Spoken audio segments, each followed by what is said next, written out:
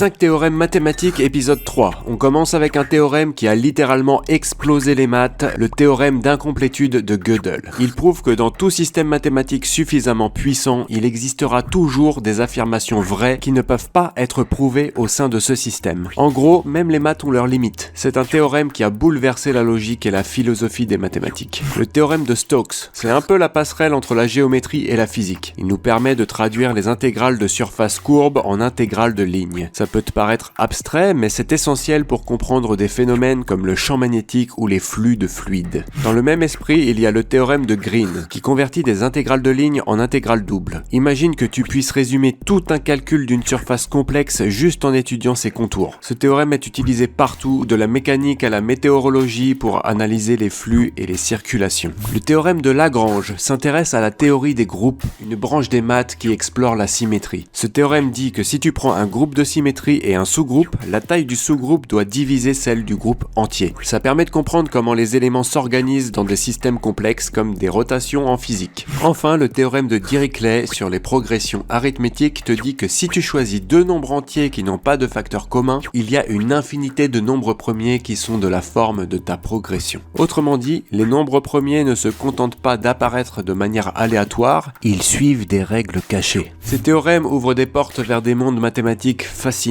avec des applications aussi bien en physique qu'en informatique. Alors abonne-toi pour d'autres découvertes surprenantes sur les mystères des maths et de la science.